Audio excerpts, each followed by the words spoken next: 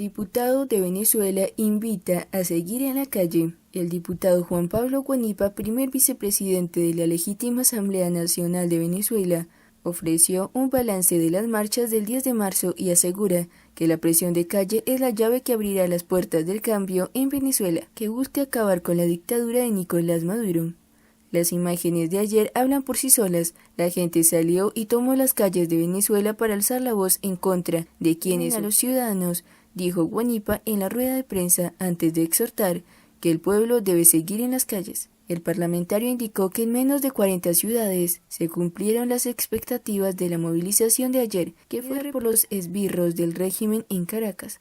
Vamos a intensificar la presión para salir de la dictadura. La presión de calle es la llave que abrirá las puertas del cambio en Venezuela. Guanipa en su discurso señala que para la marcha mañana convocada por el presidente legítimo de Venezuela, Juan Guaidó, el sector salud se manifestará para exigir mejoras de sus condiciones de trabajo e infraestructura. En reiteradas ocasiones los galeanos han alzado su voz porque no tienen los insumos mínimos para atender pacientes.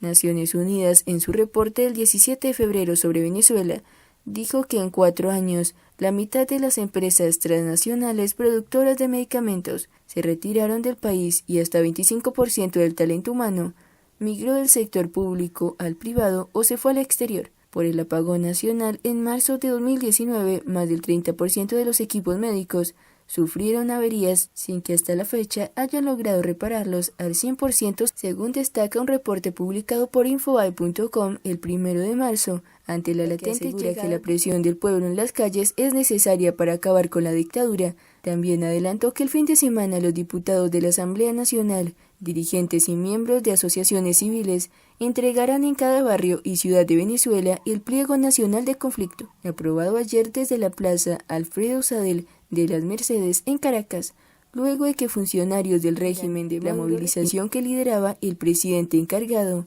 hacia la sede del Parlamento. El primer vicepresidente de la Asamblea Nacional también denunció el Estados Renzo Prieto. Aún se desconoce su paradero, mientras que Ángel Torres, Sandra Castillo fueron liberados la madrugada de este miércoles. ¿Por qué le temen a Henry Ramos Alup? He escuchado con atención el audio aparecido en el Pan Am Post. Según la nota, el fragmento forma parte de una extensa conversación que, por lo allí expresado, debe haberse producido a raíz de la denuncia del llamado Cúcutazo, donde se extraviaron unos cuantos miles de dólares destinados a ayudar a cientos de militares que habían cruzado la frontera para ponerse del lado correcto de la historia, como se lo solicitó el interinato venezolano. Al escuchar el léxico y tono de lo expresado por el expresidente de la Asamblea Nacional, Henry Ramos Alup, lo primero que me vino a la cabeza fue por qué los herederos del partido de Gallegos, Betancourt y Pérez, que fueron grandes demócratas, han tolerado por 20 años, mismo tiempo que lleva el chavismo en sus andanzas, al señor Ramos como único jefe de esa organización. ¿Será que a lo interno del partido se han creado condiciones para un cargo vitalicio? A Ramos poco le quieren y muchos le temen.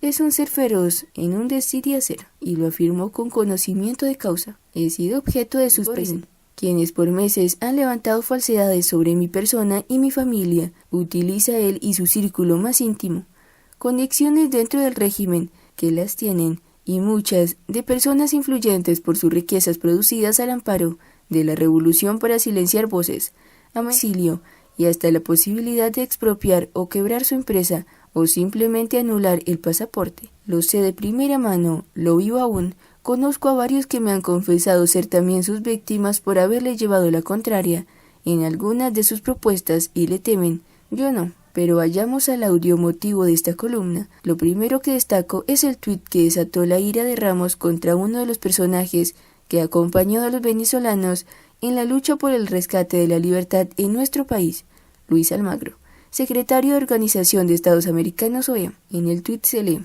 solicitamos a jurisdicción competente, investigación esclarecedora de graves cargos aquí formulados, determinar responsabilidades y exigir rendición de cuentas. No hay democratización posible bajo la opacidad de actos de corrupción. ¿Qué le molestó al diputado? Que se solicite una investigación que clarifique la denuncia sobre los dineros extraviados, que se determinen responsabilidades que se exijan rendición de cuentas? Ninguna. Lo que perturbó a Ramos es lo que llamo la sincronía que existe entre el hecho denuncia del Pan Am Post y Orlando Avendaño y la declaración del alto diplomático. Lo que incomodó al diputado fue que se haya hecho pública la denuncia y que haya tenido repercusión. No es mentiras que hubo ahí, que se manejó un dinero y que hubo quejas. Eso no es mentiras, pero es la forma en la que se aprovechan, dijo. Repito, la gravedad para Ramos no fue el acto de corrupción, fue que se supo.